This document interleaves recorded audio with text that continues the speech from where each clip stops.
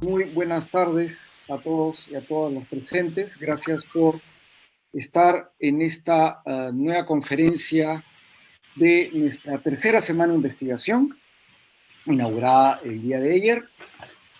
En esta ocasión tenemos una mesa redonda, un conversatorio, un diálogo entre tres especialistas a quienes presentaré en otro momento.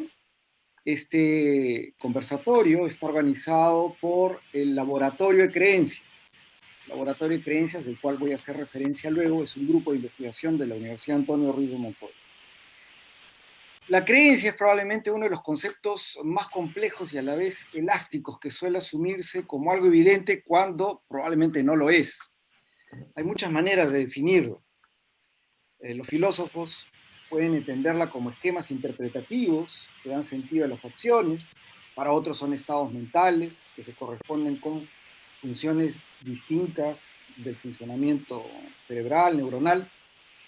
Para la biología y la neuropsicología se trata de una percepción, cognición o incluso emoción que el cerebro reconoce como real. Lo cierto es que el espectro de análisis de la creencia es muy amplio y está relacionado con lo que uno proyecta en la percepción de lo real sin necesariamente recurrir a la evidencia. Por este motivo está tan estrechamente ligado al universo de las religiones, de la espiritualidad, también de la psicología. Tiene que ver con cosmovisiones, principios, credos de fe, juicios de valor, argumentos, etc. El teólogo Joseph Moore, también jesuita, piensa la creencia como previa a la fe. Para él sería la proyección de sentido hacia la existencia y que afirmaría la posibilidad misma de la humanidad. Entendemos a esto como aquella naturaleza que postula definiciones sobre la realidad para poder. En otras palabras, la razón humana está fundada sobre el creer y no podemos salir de ella. Esta es parte de la fundamentación del grupo de investigación que hemos llamado Laboratorio de Creencias, en que distintos docentes de proveniencias disciplinarias también diversas nos reunimos periódicamente para discutir sobre estos temas mientras vamos avanzando nuestras investigaciones personales, particulares. Para nutrir nuestra discusión, hemos querido invitar a tres destacados miembros de la academia que desde distintas canteras del conocimiento se dedican a explorar este tema. Damos pues la bienvenida a Pablo Quintanilla, que es doctor en filosofía por la Universidad de Virginia y máster en la misma especialidad por la Universidad de Londres, King's College. Es licenciado en filosofía por la Pontificia Universidad Católica del Perú y se especializa en filosofía del lenguaje y de la mente, epistemología, teoría de la mente, teoría de la acción. Es autor de La comprensión del otro, explicación, interpretación y racionalidad, publicada el año pasado, y coautor de varios libros, entre ellos Pensamiento y Acción, la filosofía peruana a comienzos del siglo XX, y editor y coeditor de otros como Los caminos de la filosofía, Diálogo y método, entre otros. También es autor de artículos especializados en su materia de especialidad. Elio Masferrer es otro de nuestros invitados. Estoy presentándolos en el orden en que ellos se van a presentar. Elio es doctor en antropología por el Instituto Nacional de Antropología e Historia de México, es máster en antropología social por la Universidad Iberoamericana de México, Universidad Jesuita, y diplomado en estudios antropológicos con especialización en antropología de las religiones por la Pontificia Universidad Católica del Perú. Desde 1980 es profesor e investigador titular C de tiempo completo de la Escuela Nacional de Antropología e Historia en México, el Instituto Nacional de Antropología e Historia, también en México. Es miembro del Sistema Nacional de Investigadores, CONACYT, nivel 3, y desde el año 2015 es investigador emérito del INAH. Es autor de más de 100 publicaciones en editoriales y revistas especializadas. Nuestro tercer invitado es Pedro Favarón. Él es doctor en literatura por la Universidad de Montreal, investigador académico, poeta, escritor, comunicador social y visual. También tiene el grado de magíster en comunicación y cultura de la Universidad de Buenos Aires. Se ha especializado en el estudio de los pueblos indígenas andinos, amazónicos y norteamericanos, desarrollando un pensamiento filosófico y ecológico a partir de la sabiduría ancestral de estas naciones. Ha trabajado desde 1998 investigando el uso de plantas y el conocimiento medicinal entre diferentes pueblos indígenas del continente americano, especialmente en el Perú y en Canadá.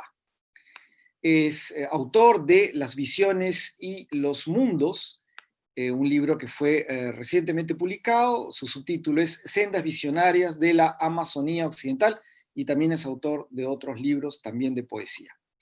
Quiero recordarles a los participantes en esta mesa de diálogo que tienen 15 minutos. Cada uno va a hablar y luego, mientras tanto, vamos a ir tomando las preguntas del público en el chat. Por favor, escriban sus preguntas en el chat. Y luego, al final del conversatorio, comenzaremos a responder esta ronda de preguntas. Luego de terminar el conversatorio, también todos los asistentes están invitados a una continuación de este conversatorio en una sesión abierta de laboratorio. Nosotros nos reunimos periódicamente, los 6 docentes investigadores que trabajamos temas ligados a las creencias, y queremos compartir con ustedes una sesión de las que tenemos el próximo lunes 30 de noviembre de 5 a 7 de la noche, donde el tema será el diálogo, comentarios sobre las conversaciones que han compartido, que compartirán el día de hoy nuestros invitados. Dejo entonces con ustedes a Pablo Quintanilla. Muchas gracias, Pablo, por estar con nosotros. Muchísimas gracias, Juan. Yo quisiera comenzar agradeciendo a la Universidad Antonio Ruiz de Montoya y a mi antiguo y querido amigo Juan Dejo por esta amable invitación. Antes de comenzar, yo le decía que me parece una idea fascinante la de conversar sobre la naturaleza de la creencia, porque la creencia es precisamente un objeto que puede ser estudiado desde muchos puntos de vista. Pero solo tengo 15 minutos, así que voy a ir al grano. Y si me permiten, quisiera compartir un PowerPoint. Creo que está por ahí. Me parece que se puede ver, ¿no es verdad? Listo. Miren, yo quisiera hablarles en este tiempo que tengo de un proyecto en el cual estamos involucrados varios académicos peruanos e internacionales que se llama La Geografía de la Filosofía. La razón por la que les quiero hablar de esto es precisamente porque el objetivo es evaluar el grado de universalidad o el carácter cultural que podrían tener muchas creencias básicas o intuiciones que llamaríamos intuiciones fundamentales que podríamos tener en relación a muchas cosas. Voy a pasar algunas diapositivas muy rápidamente para ganar tiempo y en algunas me voy a detener. ¿Ya? Entonces, este proyecto se originó con fondos de la fundación, bueno, una fundación estadounidense y con universidades estadounidenses también, Fundación Templeton, y el objetivo es aplicar 2 tandas de pruebas que son psicológicas y lingüísticas para medir intuiciones filosóficas sobre 3 conceptos filosóficos fundamentales, que son los conceptos de conocimiento, comprensión y sabiduría en 8 áreas del mundo que hablan lenguas no occidentales sobre todo, y en algunos casos algunas lenguas occidentales, que son las siguientes: Corea del Sur, Ecuador, Eslovaquia, India, Japón, Marruecos, Perú y Sudáfrica. Nuestro grupo está conformado por gente de filosofía, de antropología, también por alguna gente de la Universidad Antonio Ruiz de Montoya, como César Escajadillo, de psicología, tenemos algunos asesores externos, un postdoctorado también. Las pruebas se van a aplicar en Andahuaylas, la lengua quechua, en Pucallpa, la lengua shipiba, en Chambira, que es una zona de Loreto, la lengua urarina, y también en español en algunos alumnos de la Universidad Católica. ¿Cuáles son los objetivos del proyecto? Básicamente, investigar empíricamente si algunas intuiciones y conceptos filosóficos fundamentales son universales o están constreñidos a las culturas occidentales. Nos interesa, como ya dije, investigar sobre todo tres conceptos: el concepto de conocimiento, el concepto de comprensión y el concepto de sabiduría. Uno diría que toda comunidad humana tiene algunos presupuestos implícitos, tácitos, quizá no conscientes, que nosotros, herederos de la tradición occidental, podríamos llamar epistemológicos, éticos, ontológicos. Y uno diría que algunos de estos presupuestos son casi inevitables.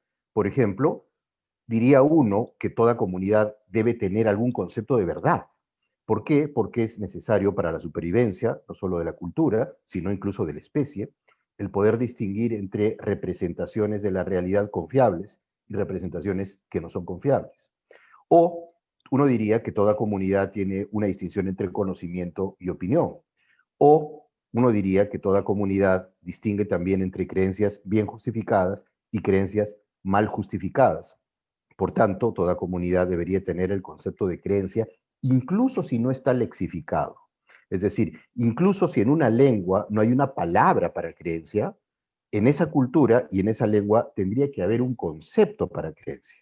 Es decir, tendría que haber una manera, una estrategia, incluso si no lexificada, de distinguir entre creencias y no creencias. Por ejemplo, entre estados mentales cognitivos, representacionales, y estados mentales que no son cognitivos o no son representacionales, ¿no? Uno diría también que en toda comunidad humana debe haber un concepto de sabiduría, debería haber algún criterio para denominar sabio a una persona que permite su vida o que tiene una vida que los demás quisieran también tener. Y podría darles algunos ejemplos puntuales. Por ejemplo, en el castellano, nosotros, y en lenguas occidentales, nosotros solemos decir que el conocimiento implica tener creencias verdaderas y justificadas. Pero eso, por ejemplo, no ocurre con quechua, con shipibo o con urarina.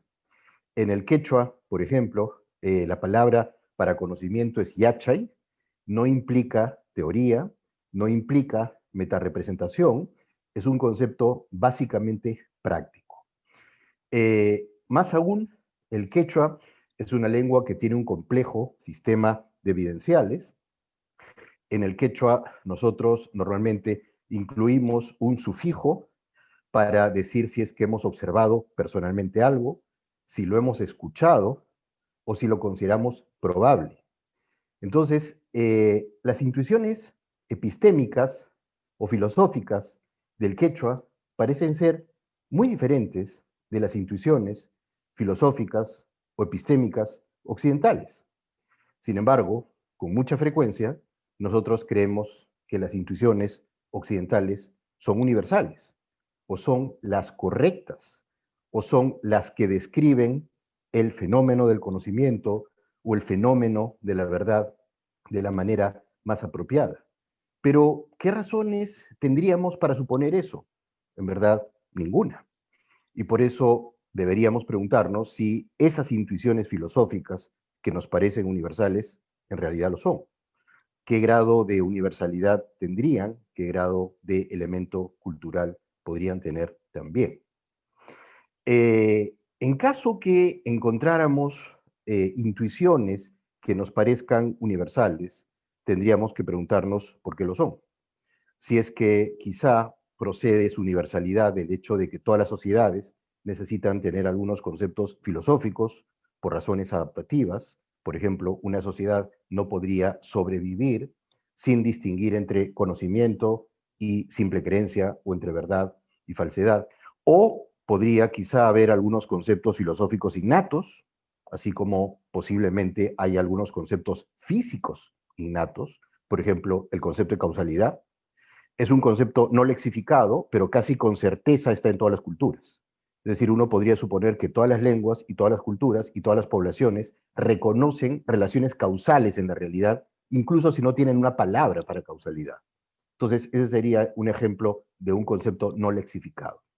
Pero podríamos imaginar que también podrían tener un concepto de verdad no lexificado, un concepto de existencia, de sentido, de equidad, de simetría, Y de ser así, estos conceptos podrían ser innatos, en el sentido de que serían conceptos transmisibles hereditariamente.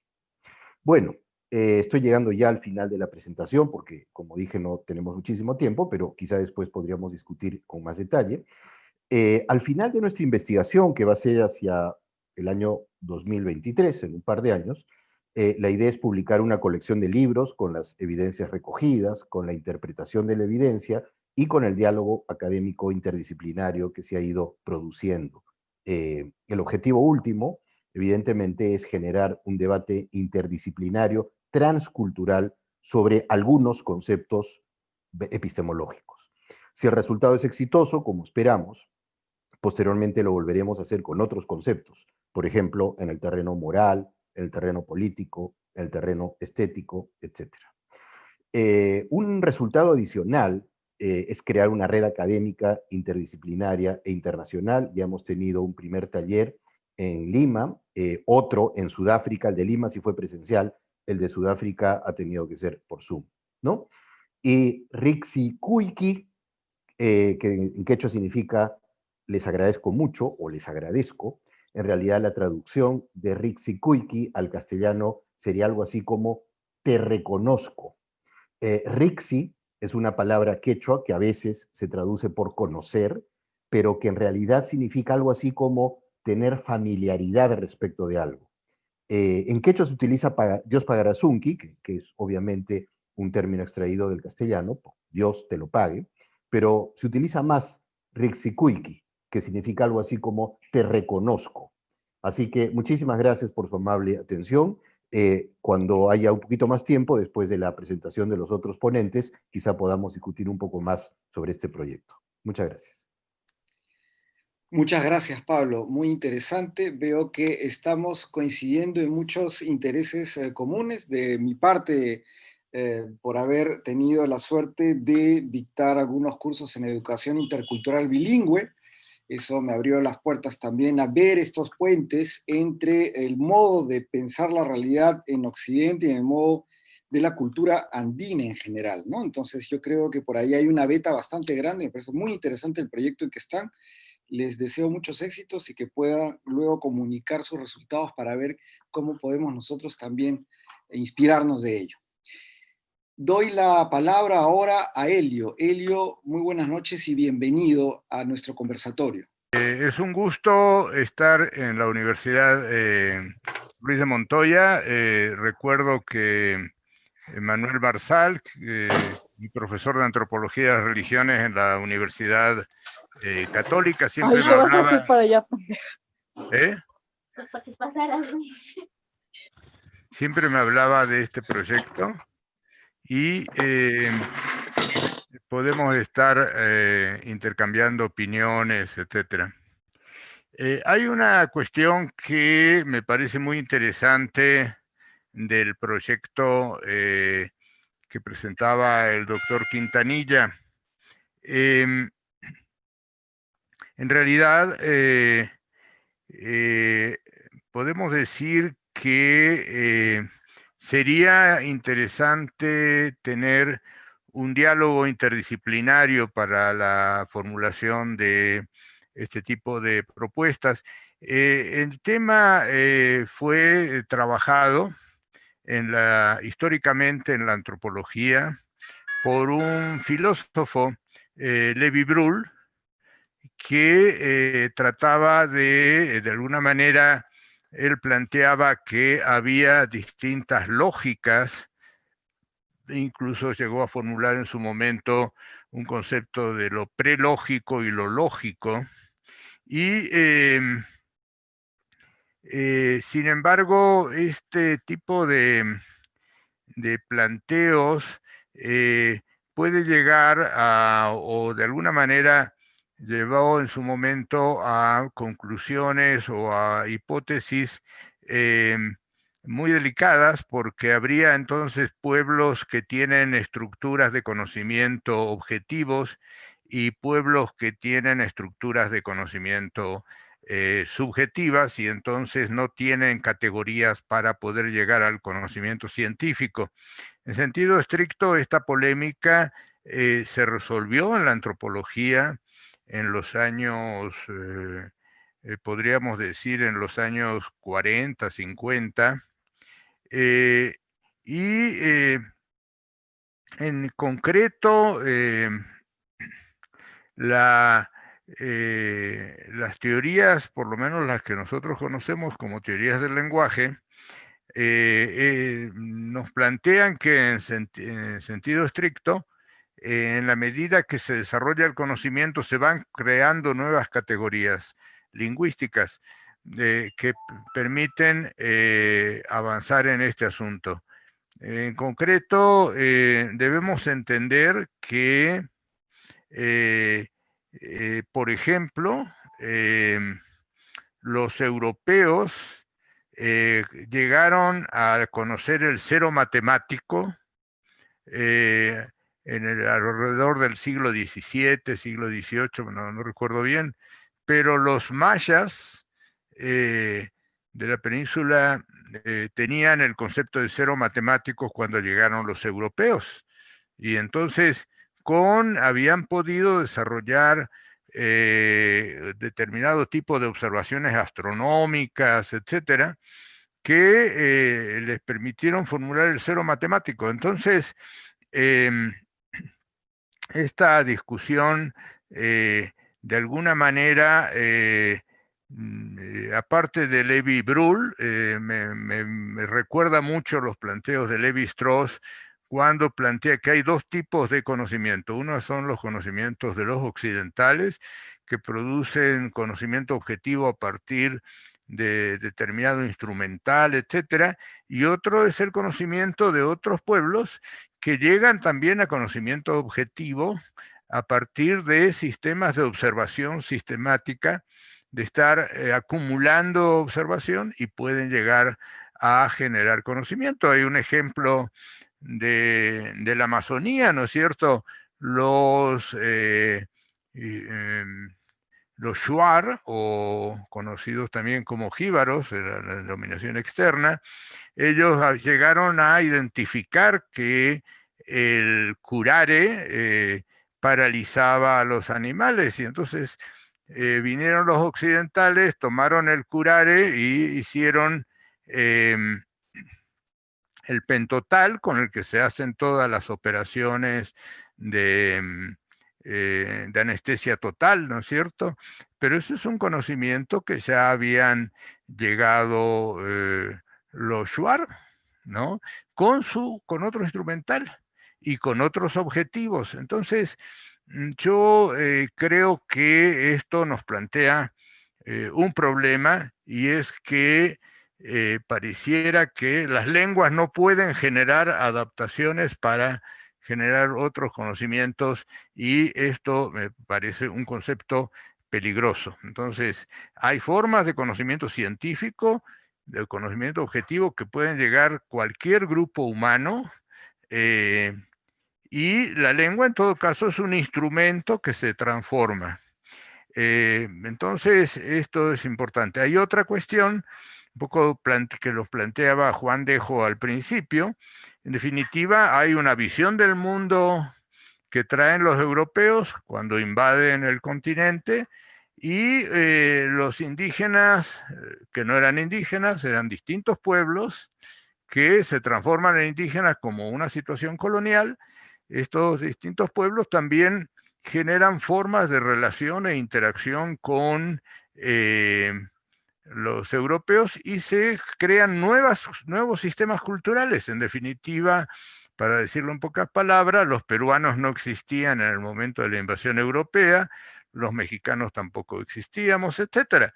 Son construcciones históricas a posteriori, y además cada quien tiene sistemas culturales específicos. Si bien hay una matriz, por ejemplo, que se impone por el cristianismo colonial, están los trabajos de Marsal, ¿no es cierto?, sobre la raíz colonial de las culturas andinas, etcétera, pero en definitiva son culturas propias que son resultados de construcciones específicas, por una parte. Y por otra parte, también hay otros pueblos que generan conocimiento objetivo, ¿no? Entonces, hasta que los planteos del doctor Quintanilla me parecen muy interesantes, pero también peligrosos, porque en la historia del racismo y de la discriminación, justamente Levi-Brühl, en los carnets de Levi-Brühl que publica La Viuda, se hace una autocrítica y señala que todo este tipo de conceptos basados en las categorías lingüísticas de los no occidentales eran un error que él tenía, y esto genera un escándalo científico, ¿no es cierto?, para los que habían planteado que había pueblos con estructuras lógicas y pueblos sin estructuras lógicas, etcétera, como nos explicó el doctor Quintanilla, y eso no es así. Simplemente los lenguajes se van adaptando a los requerimientos que el propio desarrollo interno de cada pueblo o en el contacto con otros pueblos le va planteando. Entonces, creo que el asunto es muy interesante. Para cerrar, lo que nos planteaba Juan Dejo, bueno, él aparte de ser un científico es sacerdote jesuita, ¿no es cierto? Entonces, en definitiva, creencias o fe, yo diría visión del mundo, o sea, todos los pueblos tenemos una visión del mundo, compartimos con otros pueblos elementos que nos permiten interactuar, pero simultáneamente la fe o las creencias son resultado de procesos de interacción cultural, etcétera, etcétera, y además son dinámicas, o sea, históricamente han ido cambiando, etcétera, y ese es el desafío de entender cómo los pueblos, los creyentes, construyen lecturas de las propuestas religiosas y generan su propia visión del mundo, interactuando con otros pueblos y con otras instituciones o aparatos institucionales, y ahí es donde también hay muchos elementos de la creatividad de los pueblos, de generar sus propias visiones del mundo, sus propias propuestas, que se expresan muchas veces en estructuras institucionales que los occidentales llamamos religiones, y los pueblos no occidentales llaman de otra manera, ¿no? O sea, o no le llaman religión, sino que es justamente de una perspectiva cosmoteísta, siguiendo los planteos de Jan Assmann, la religión y la visión del mundo no se diferencian como puede ser en los pueblos occidentales, ¿no? Entonces dejo una disculpa por los detalles del principio, y podemos seguir en el debate. Muchas gracias. Muchas gracias, Helio. Ahí abres un campo de debate, de discusión, como acabas de mencionar, en el tema del lenguaje, yo agregaría la abstracción, ¿no? Que es algo que me está dando vueltas, y a partir de lo que dice Pablo, me levanta de nuevo la pregunta, pero sobre eso vamos a poder hablar después, probablemente. Entonces, ahora damos la bienvenida a nuestro amigo Pedro Favarón. Bienvenido, Pedro, muchas gracias por estar con nosotros. Buenas noches, ¿me están escuchando? Perfecto, Pedro. Ya, excelente, Juan. Bueno, muchas gracias, Juan, por la invitación, por la oportunidad que me brindas de poder estar esta noche. Tú sabes que además soy un ferviente admirador de la obra de Antonio Ruiz de Montoya, entre los guaraníes. La parte mística de Ruiz de Montoya estoy esperando todavía leerla, así que para mí siempre es grato estar con ustedes en la Universidad Antonio Ruiz de Montoya. Bueno, para empezar, debo aclarar un poco mi lugar de enunciación, que para estos temas es importante decir que yo estoy en este momento hablando desde mi casa, que queda en San José de Yarinacocha, es decir, en el territorio Shipibo-Conibo, en el territorio ancestral del pueblo Shipibo-Conibo. Mi esposa se llama Chulum Bencho y ella es una artista de esta nación indígena que nació en la comunidad nativa de Santa Clara de Yarinacocha, comunidad de la cual soy miembro y en donde tengo mi chacra. Entonces, bueno, hablo desde el territorio, ¿no? para mí es siempre importante aclarar ese lugar de enunciación. Bueno, yo como los panelistas que me antecedieron, soy también un ferviente creyente, digamos, del diálogo intercultural entre la academia y los saberes ancestrales indígenas. Sin embargo, este diálogo tiene una seria dificultad, a mi entender, que parte del paradigma de la modernidad ilustrada, que suele ser materialista y positivista. Entonces, para entrar al debate hay que aclarar que una cosa es el método científico y otra cosa es la creencia cientificista. Es decir, la creencia cientificista positivista piensa que todos los aspectos de la realidad pueden ser abordados desde el lenguaje científico, pero no todos los científicos comparten esta creencia que es hegemónica en el mundo académico y entre los profesores, pero no siempre entre las personas más avanzadas de la ciencia. Por ejemplo, Max Planck, que es el inventor de las teorías de los cuantos, decía que el lenguaje científico no tenía nada que decir sobre el ser, sobre la profundidad del ser, sobre el corazón humano. Y también Heisenberg, creador del principio de Heisenberg, postulaba lo mismo, que es más propicio el lenguaje poético para entrar a la profundidad del ser que el lenguaje científico. Entonces, ellos tenían la humildad de poner el límite de las posibilidades del método científico, cosa que no suele pasar entre todos los cultores de la creencia positivista. Yo creo que aquí está el núcleo duro de la dificultad para el diálogo de los saberes ancestrales con la academia. Entonces, sabiendo de esta dificultad, yo creo que la imposición del paradigma positivista, de metodologías positivistas o eurocéntricas, para acercarnos a las realidades de los pueblos indígenas, es un poco nocivo, ¿no? O sea, va a distorsionar los resultados. Yo creo más bien que para acercarnos como, desde los estudios culturales o desde la antropología a los pueblos indígenas, conviene crear metodologías etnográficas que estén basadas en las propias epistemologías y ontologías de los pueblos indígenas. Esta postura metodológica no la estoy creando yo sola, así, de mi propia virtud intelectual, ¿no? Sino que la estoy haciendo en diálogo con distintos intelectuales indígenas norteamericanos.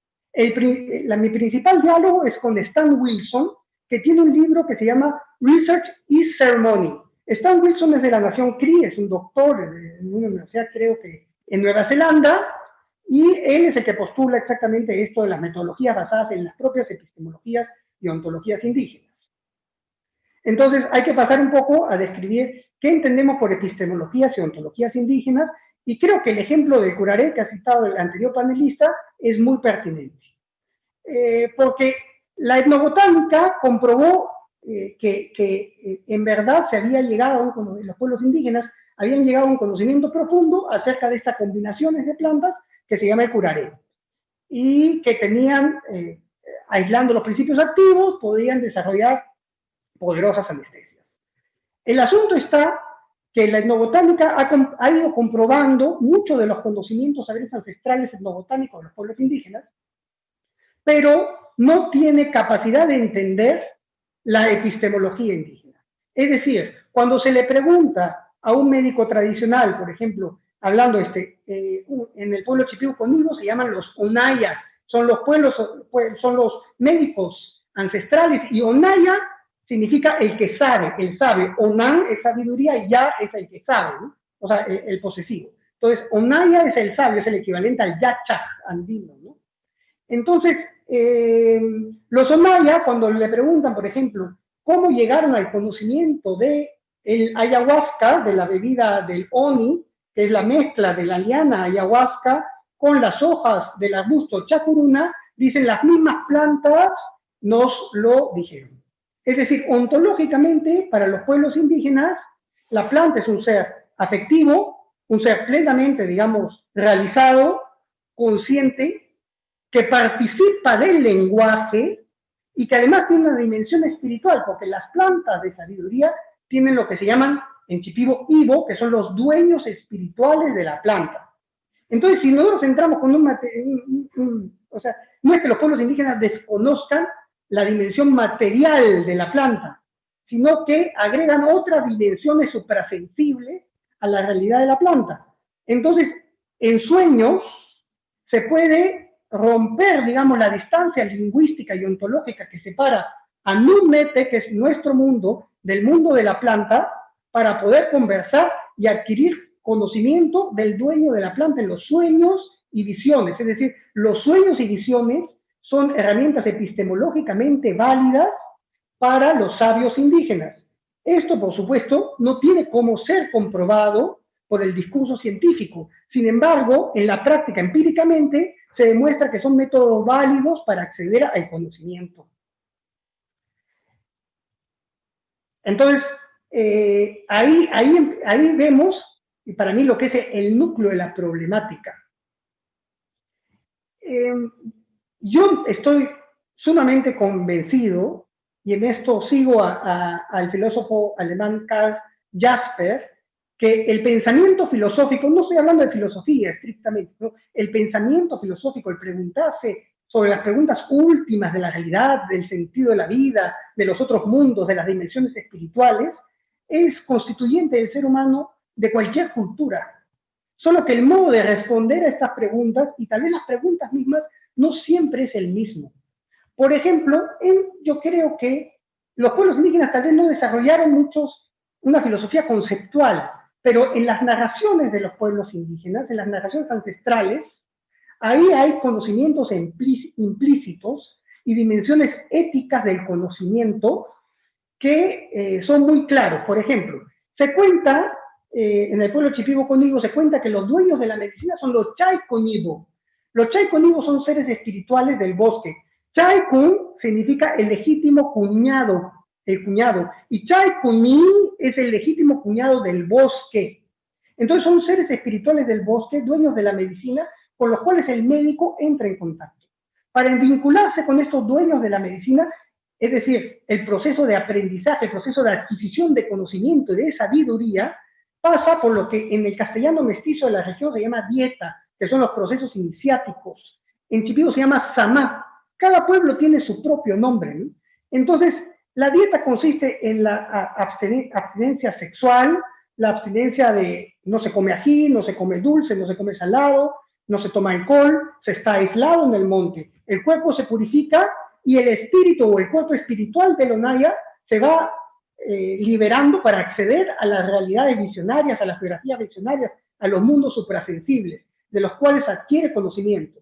Tanto es así que el cuerpo del Onaya tiene que bañarse en plantas perfumadas e impregnarse del olor de los vegetales, porque los espíritus, los seres espirituales, los Chay-Conibo, hayan desagradable el olor humano. En cambio, cuando limpiamos nuestro olor humano y olemos a planta, ellos nos reciben porque nos toman como un pariente, porque el médico se hace planta sin dejar de ser humano y pasa a ser parte de la familia. Por eso el médico se casa con mujeres espirituales, con mujeres Chay-Coni, por eso que son los legítimos cuñados, porque ellos se hace familia, porque el conocimiento indígena siempre pasa al interior de las redes de parentesco. No en vano la antropología en buena medida es el estudio de las relaciones de parentesco entre los distintos pueblos. Aquello que no pertenece a las relaciones de parentesco queda un poco fuera. Entonces, un antropólogo que llega de la nada sin relaciones siempre va a ser visto como un extraño por el pueblo indígena, y hay conocimientos, los conocimientos más sagrados solo se dicen a aquellos a los que se ama, aquellos a los que pertenecen a nuestro estar en común. Entonces, parte de la metodología es pertenecer al estar en común, ¿no? Yo creo además que una grabadora, por ejemplo, ante un sabio, genera distancia. Yo me he demorado años en sacar una grabadora, recién ahora la saco porque ya con mis familiares, ¿no? Para grabar ciertas cosas, para registrar ciertas cosas. Yo creo que el que se ha formado en la Academia de la Modernidad Ilustrada, que llega a una comunidad, primero la metodología tenía que basarse en tener tiempo, en estar calmado, en compartir la comida, en compartir los trabajos, en compartir las alegrías y compartir las tristezas. La comida es fundamental, porque los que comemos juntos nos vamos hermanando, nos vamos acostumbrando y vamos adquiriendo esa familiaridad que es imprescindible para la transmisión del conocimiento. Entonces, esto es un poco a manera de introducción para poder participar desde mi lugar en el debate, y creo que el asunto fundamental, si es que queremos generar un diálogo, primero es tratar de escuchar a los pueblos indígenas desde sus propias racionalidades, que son distintas a la racionalidad hegemónica de la modernidad ilustrada. Luego, recordarnos a nosotros mismos que la modernidad ilustrada no es la única tradición occidental. Occidente no es un bloque monolítico, ¿no? Hay veces que se habla con mucha facilidad de lo occidental, y lo occidental son múltiples tradiciones. Por ejemplo, yo hace poco leí un libro de James Hillman, que es un seguidor norteamericano de Carl Gustav Jung, que se llama El pensamiento del corazón. Y esto es fundamental porque los pueblos indígenas practican una racionalidad afectiva, una racionalidad desde el corazón. Se dice el pensamiento Shinan, en Shipibo, involucra tanto, digamos, actividad psíquica como actividad emocional, porque pensamos con todo el cuerpo, pensamos con el estómago, pensamos con el corazón y pensamos también con el cerebro. Entonces, hay posibilidades de entrar desde las márgenes tradicionales, aquello que la modernidad ilustrada ha dejado de lado. Yo creo que la traducción de los conceptos, digamos, de los conocimientos indígenas, tiene que ser hecho desde una traducción que deje espacio a lo poético, a lo narrativo, porque si no estamos forzando los discursos para que calcen en las metodologías académicas ilustradas, cosa que desvirtúa, y no escuchamos la voz de los pueblos indígenas, digamos, genuinamente, para decirlo de alguna manera, ¿no? Sé que esta categoría a veces a algunos les parece muy esencialista, pero a mí me parece adecuada, ¿no? Hablar de lo genuino. Esto no significa que los pueblos indígenas no hayan pasado por procesos de transculturación. Tanto es así que mi familia indígena se reconoce como cristiana, pero un cristianismo en términos indígenas que sigue hablando con las plantas. Entonces, lo que requiere la academia ilustrada es un poco de humildad. No se trata de negar o cuestionar la validez del método científico, sería una locura. El método científico es el que nos está permitiendo en este momento conversar, sino poner sus límites y tener un poco más de humildad, porque creo que los saberes ancestrales de los pueblos indígenas tienen muchísimo que aportar a la crisis ecológica, filosófica, cultural, espiritual, moral de los mundos modernos. Hay que recordar que para los pueblos indígenas la ética y el conocimiento no son cosas separadas, porque para acceder a los máximos niveles del conocimiento ancestral, un médico, un onaya, tiene que ser una persona de alegre corazón, no puede ser una persona violenta, no puede ser una persona agresiva, y tiene que ser una persona que piense bien, que no discuta con su esposa. Por ejemplo, los chaikoni, se dice que los chaikoni nunca discuten el hombre con la mujer, sino que existe una complementación. Entonces hay aspectos éticos del conocimiento que son, creo que, un aporte fundamental en estos tiempos en los que la ética del mundo parece bastante venida a menos. Bueno, este es mi aporte por el momento para todos ustedes. Muchas gracias, Pedro. Muy interesante tu propuesta desde un lugar, como tú dices, desde el lugar era Yarinacocha, perdón. ¿Dónde estás? ¿Me escuchas? ¿Me sigues escuchando? Sí, te escucho. Sí, Porque te yo estoy en la región de Yarinacocha. Yarinacocha, en efecto. Muy bien, en una comunidad chipiva en donde tú has arraigado y desde allí nos propones esta lectura con esta suerte de coherencia entre lo que vives afectivamente y lo que reflexionas, lo cual me parece un valor importante. Bien, luego de esta primera ronda de exposiciones, he percibido que hay como varias preguntas explícitas y no tan explícitas en algunos casos, dirigidas a Pablo. Y hay algo que me hace pensar precisamente a partir de lo que ha reaccionado Elio y también Pedro, que en efecto, ¿no? La investigación que propones, que me parece sumamente interesante, como digo, y que va a dar muchas luces precisamente para resolver lo que estamos discutiendo acá, tiene que ver con esta, aparentemente, ¿no? Para el que ve desde fuera la investigación como una suerte de aplicación desde fuera, desde la conceptualización occidental, la racionalidad occidental, poniéndola entre comillas, a una realidad que no encajaría dentro de esa percepción. Se trata de un proceso de traducción de categorías, pero ¿cómo puede haber, digamos, esa traducción de categorías? Sí, cito lo que tú decías, Pablo. Por ejemplo, principios como causalidad, categorías como causalidad, objeto, yo, bien, verdad, existencia, sentido, equidad y simetría. Entiendo yo, desde un cierto punto de vista, la posible universalidad de esa concepción, pero esos mismos conceptos ya están siendo habitados de un proceso de abstracción que los ha hecho ser lo que llegan a ser estos conceptos.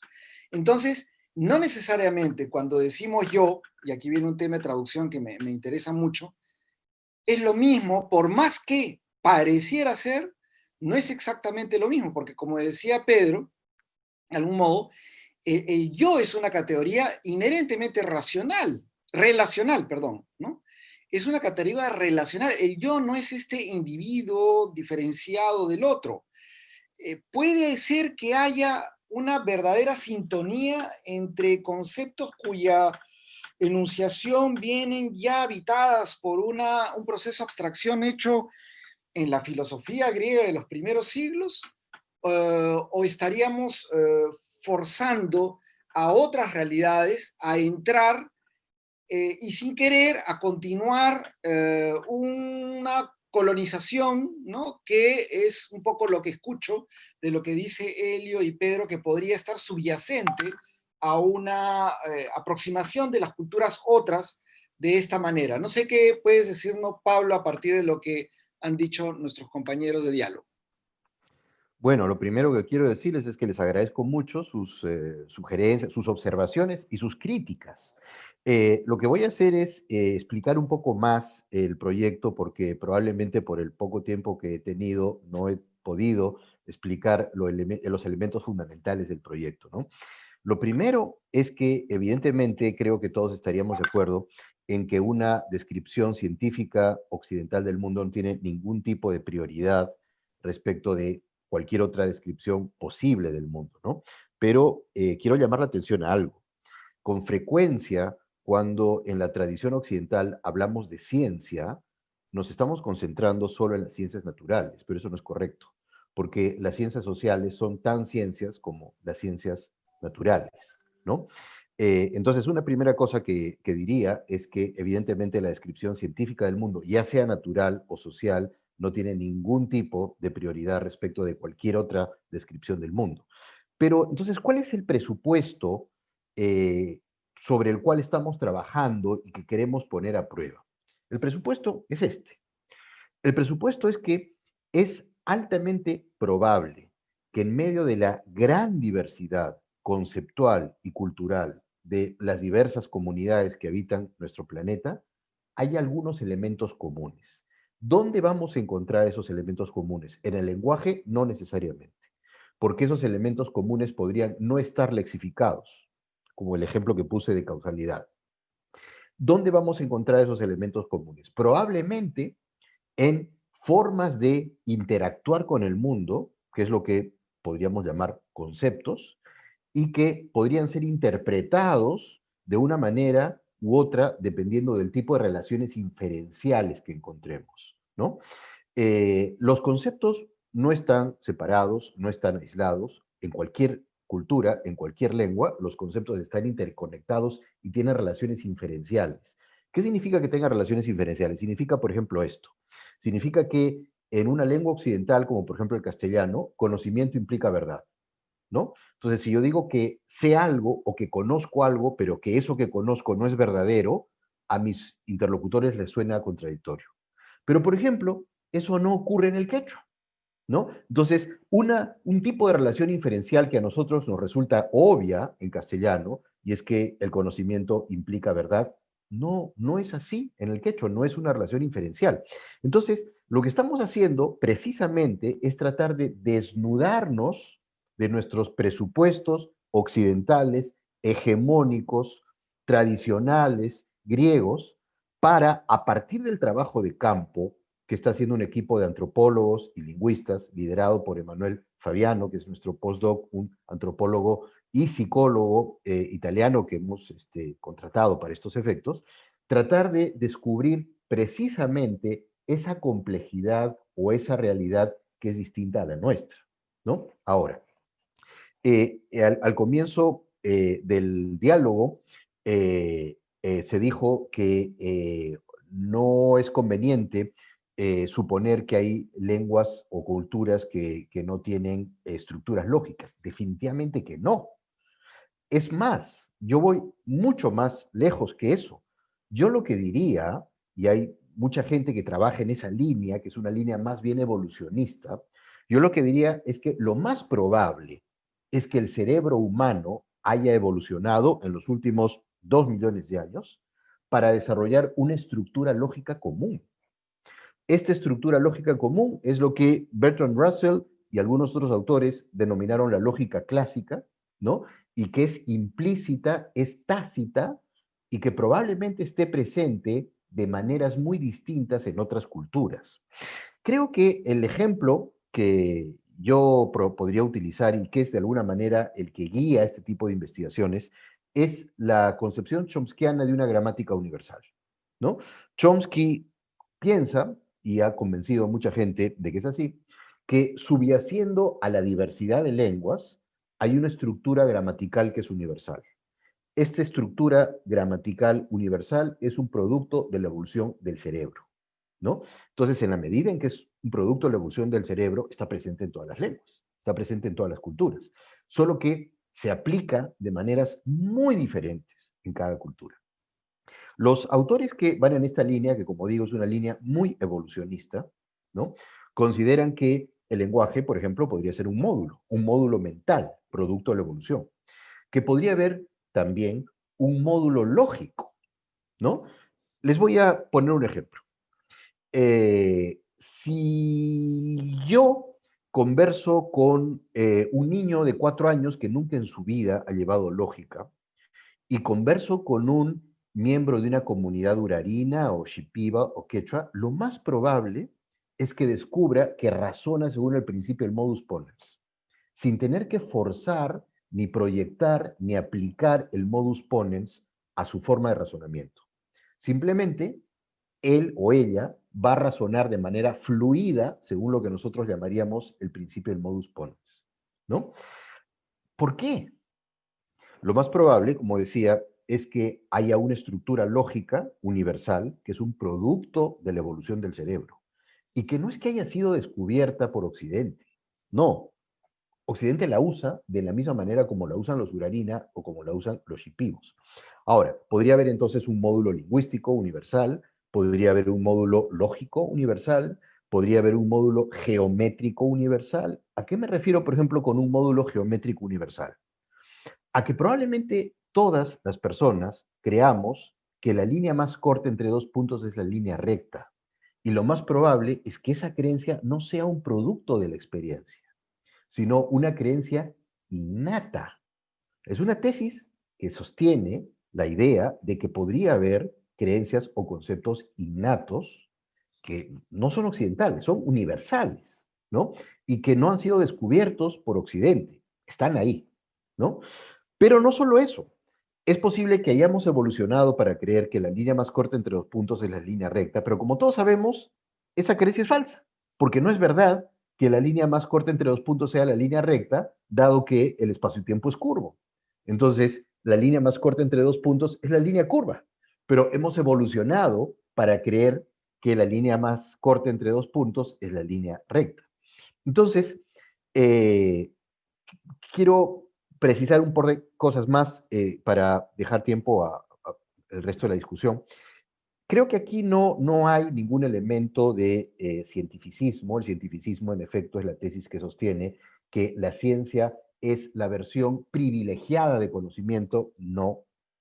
No hay ningún elemento de etnocentrismo occidental. Al contrario, lo que queremos es comparar las intuiciones o los presupuestos occidentales con las intuiciones y los presupuestos no occidentales de estos diversos puntos del mundo, como he señalado, ¿no? ¿Y cómo hacerlo? Partiendo de las categorías occidentales para averiguar si es que las categorías de las comunidades nativas son las mismas. No, al revés.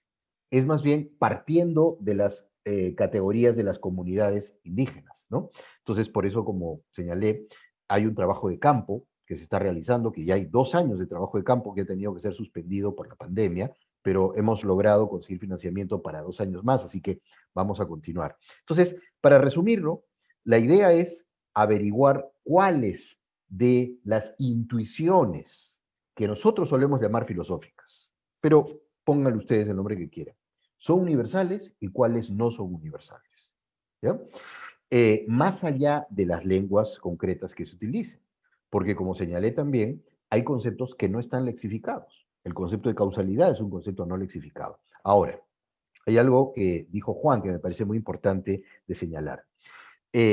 Podemos hablar nosotros del concepto de yo, del concepto de causalidad, del concepto de compasión, del concepto de simetría, y en el castellano y en las lenguas occidentales estos conceptos tienen ciertas relaciones inferenciales, ¿no? Pero en otras lenguas no occidentales tienen otras relaciones inferenciales, lo que hace que el concepto tenga características diferentes. Entonces, les pongo un ejemplo concreto. Cuando uno se pregunta cómo se dice conocimiento en quechua, normalmente se nos dice, bueno, yachay, ¿no? Yachay es conocimiento o es sabiduría, entonces, bueno, uno hace una asociación entre conocimiento y yachay.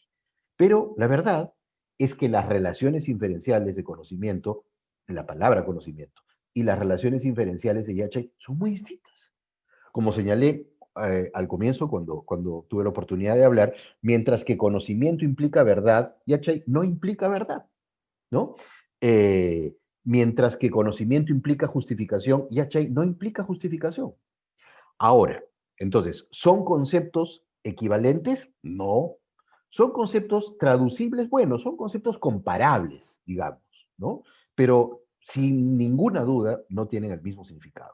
Pero entonces, ¿qué podríamos considerar que es universal en las diversas culturas en relación a temas epistémicos? Por ejemplo, si me preguntaran a mí, yo diría que lo que es universal es que en toda comunidad y en toda cultura se distingue entre representaciones de la realidad confiables y representaciones de la realidad no confiables.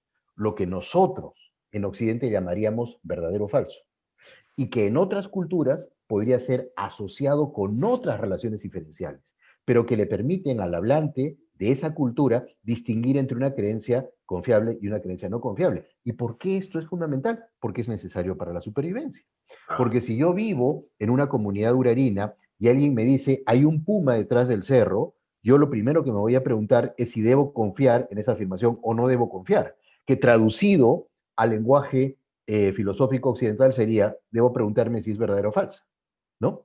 Entonces, para resumir y para redondear, quiero subrayar que no hay nada de elemento etnocéntrico, fisicalista, cientificista, todo lo contrario, todo lo contrario. La idea es averiguar qué cosa es lo propio de estas comunidades, cuáles son las relaciones inferenciales de estas comunidades. Lo que quizá a algunos de ustedes les genere la impresión de que hay un cierto presupuesto cientificista u occidental es que el lenguaje que yo uso es el lenguaje filosófico, porque yo no soy antropólogo, sino me dedico a la filosofía. Entonces, ese es mi discurso, ¿no? Pero obviamente la gente que está haciendo el trabajo de campo no utiliza ese discurso.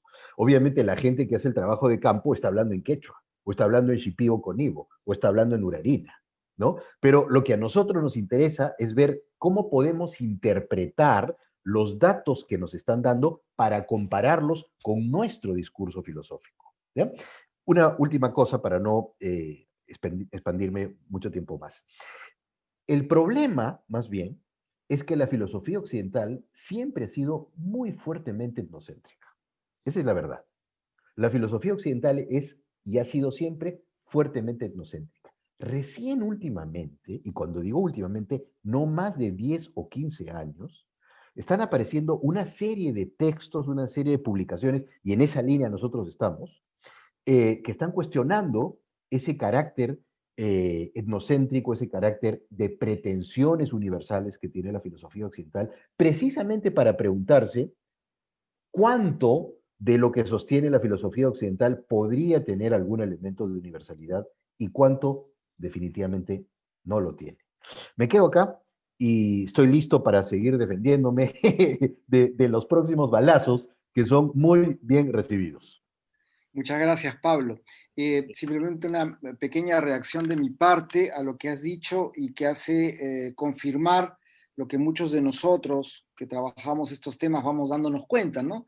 De qué manera digamos, el marco de fundamentación que va avalando la idea de la posibilidad de una investigación como la de ustedes, que pretende o esta perspectiva de encontrar universales, se va haciendo sobre la base del increíble avance de los estudios en neurociencias y psicología evolucionista y todo lo que tiene que ver con el evolucionismo. En los últimos 20 años se ha avanzado tanto que tú como filósofo, Totalmente yo cierto. como teólogo, o sea, no podemos dejar de ver eso, ¿no?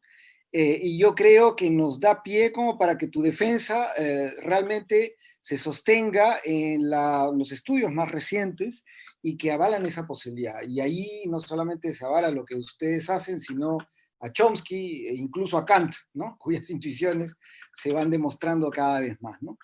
Bien, Elio, ¿de repente tienes alguna reacción a este respecto ante la respuesta de Pablo?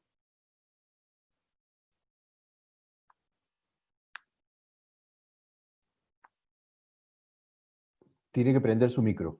Sí, Elio, tu micro, por favor. En la Escuela de Antropología en México tenemos toda una escuela de antropólogos físicos y ellos discutirían mucho contigo porque hay algunos presupuestos, o sea, los shipibos o el grupo étnico que quiera ir a hacer trabajo de campo no es nuestro contemporáneo primitivo, no es una etapa evolutiva y los occidentales no somos el punto de llegada. O sea, en definitiva, los grupos amazónicos o quien fuere, son procesos civilizatorios alternos al occidental. Entonces, manejar una hipótesis evolucionista es infantilizar a los presuntos primitivos, infantilizar al otro, y esto es una concepción racista. O sea, hay estudios de psicología genética, están los trabajos de Jean Piaget, para citar un clásico, que te muestra que el desarrollo del cerebro, etcétera, es común a la especie humana. Nosotros compartimos el mismo genoma que todos los Homo sapiens sapiens. Entonces, no se puede decir que esos son como los niños. Eso me parece muy peligroso. Y no, en definitiva, lo que ustedes están haciendo es un nominalismo. O sea, si no hay una denominación, no existe. Y lo que yo estoy planteando, y lo plantea no Elio Masferrer, sino es lo que la antropología contemporánea, moderna, etcétera, plantea justamente, es que no hay ninguna diferencia. Los estudios de genoma son clarísimos. Entonces, yo lo que creo es que tendrían en todo caso que ampliar, pero además hay una teoría del lenguaje que me parece muy peligrosa, y es que si estos pueblos no tienen, o tus lingüistas occidentales no encontraron esa categoría, no están en condiciones de construir otras formas de razonamiento. Eso que tú has explicado en forma muy concreto. No, pero Pablo, ahí lo que estás poniendo en el chat, nosotros somos Homo sapiens sapiens y los shipibos son sapiens sapiens. Los shipibos no son nuestros contemporáneos, no son nuestros primitivos, ¿no? Esta es la hipótesis que ustedes están manejando, y entonces una cosa es el lenguaje que esos sapiens sapiens pueden haber generado, y en definitiva, por eso daba el ejemplo del cero matemático. Los europeos que invadieron el continente americano no tenían el concepto de cero matemático, lo concluyen después.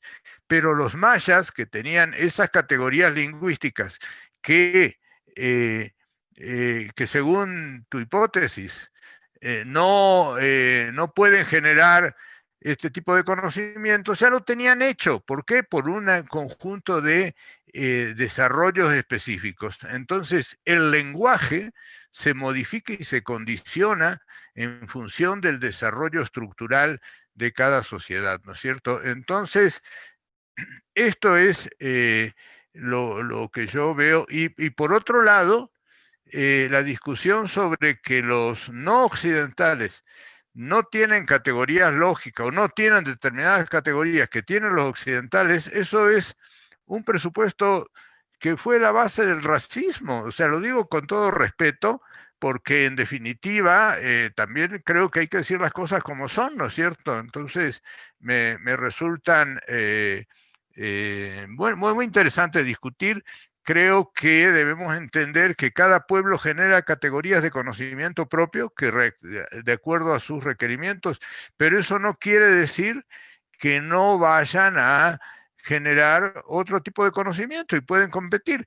O sea, en definitiva, la bomba atómica, para citar un referente, la tienen los coreanos del norte, hicieron su propia bomba, y por eso los Estados Unidos le tienen miedo a Xin. Los chinos tienen su bomba, está claro que los iraníes también tienen su bomba, los israelíes tienen su bomba, etcétera, etcétera, ¿no es cierto? Francia, Inglaterra, Estados Unidos, Rusia, la ex Unión Soviética. Entonces, este es el asunto, ¿no? Entonces, todos los pueblos pueden generar conocimiento científico en las condiciones estructurales que puedan tener. Y eso de los condicionamientos lingüísticos, la verdad es que me parece muy peligroso. O sea, lo digo así con toda franqueza, y esta explicación que tú das de la evolución del cerebro y todo esto, pues, yo creo que genéticamente el genoma humano, todos tenemos la misma estructura, no se ha encontrado una diferencia estructural, ¿no es cierto? Entonces, cosa distinta sería, no sé, cómo funcionaría un Neandertal o etcétera. Bueno, no es sapiens sapiens, no lo sé. Además no tengo los datos para decir nada, porque, etcétera, ¿no? Entonces, esa sería mi preocupación por ese documento, y además creo que para eso estamos, para discutir, ¿no?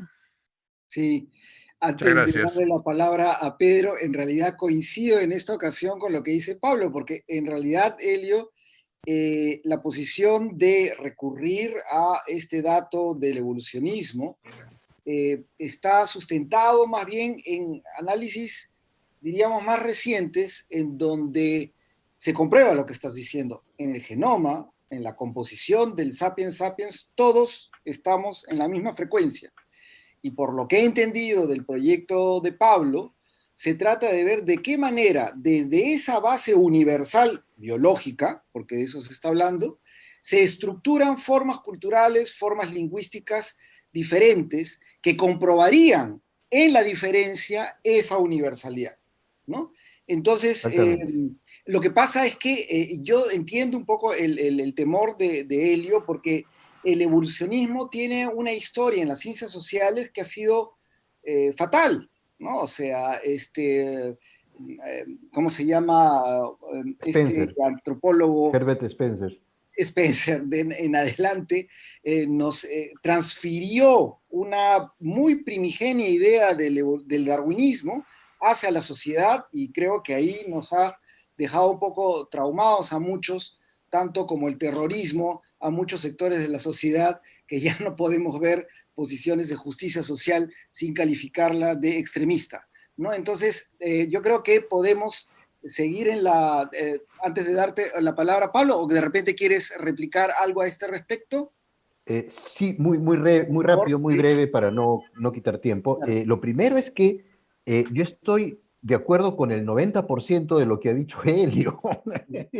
Con el 10% restante no estoy de acuerdo porque es la parte que siento que no me he expresado bien y por eso él no me ha entendido, porque justamente lo que estoy diciendo es que el cerebro tiene una misma historia evolutiva. El cerebro de los Shipiba, de los Urarín y por una razón muy simple, porque todos nuestros antepasados salieron de África hace más o menos 100.000 años con un cerebro que ya estaba constituido.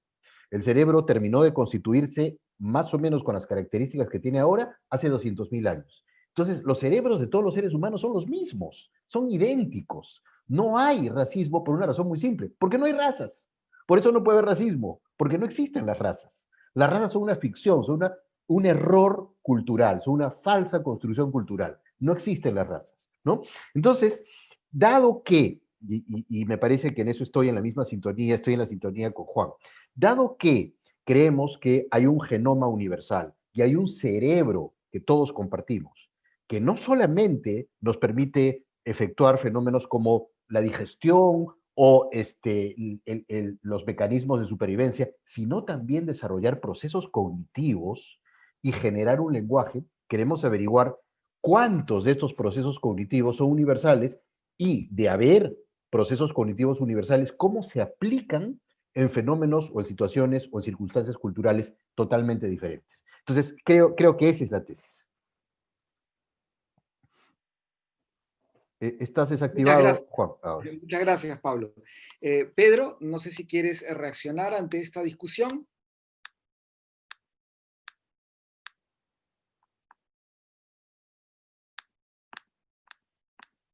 Pedro.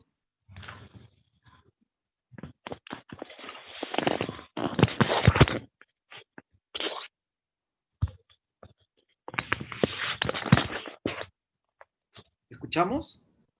No, ¿me están escuchando? Sí, recién ahora. Ah, ya. Ya. La verdad es que la discusión, como la han entablado, a mí me deja un poco afuera, ¿no? Porque, miren, yo soy una persona que yo leo todo tipo de autores, más allá de que estén en mi sintonía ideológica o no lo estén, ¿no? Por ejemplo, acaban de hablar de Herbert Spencer. Yo acabo de leer el libro El individuo contra el Estado y prácticamente Juan lo ha descrito como un monstruo, Spencer, pero a mí hay cosas que yo comparto con Spencer en su crítica al Estado, ¿no? entonces, de todos aprendo, ¿no? No soy marxista y aprendo de Marx, así voy aprendiendo, ¿no? A mí la única es que, entonces, escuchar el discurso de, por ejemplo, que ha establecido el doctor Quintanilla, yo no me identifico con él, pero lo puedo apreciar, me puede parecer interesante. Lo que, en la parte en la que no me identifico con él, es que él da por sentado que el discurso filosófico es uno, ¿no? Dice, tal vez el problema está que yo no soy antropólogo, me estoy expresando en los términos del lenguaje filosófico. Y yo no creo, y ya lo dije antes, yo no creo que Occidente sea un bloque monolítico, sino que hay, por ejemplo, Bachelard está educado en la física, es un epistemólogo, y yo leo sus libros sobre la imaginación y me parecen libros absolutamente poéticos, y él justamente habla de una filosofía de la poesía. Entonces, aceptando la diferencia de otros discursos que me pueden parecer interesantes, yo si voy a hacer filosofía, va a ser una filosofía poética. Entonces, no me siento parte de la discusión porque no tengo nada que discutir, simplemente aprecio las diferencias y me mantengo en mi diferencia y aprendo de los demás. No es una discusión como la están planteando que a mí me suscite mucho interés, y siento que lo que sí siento claramente es que en ningún momento están tocando los pueblos indígenas desde sus propias racionalidades, y ahí sí que me parece un poco peligroso. Bien, algo que tú has mencionado, Pedro, y que creo que nos puede ayudar a enriquecer es precisamente este punto, ¿no? Y por ahí nos han hecho una pregunta relacionada precisamente con lo que acabas de decir. Occidente tampoco es monolítico, ¿no?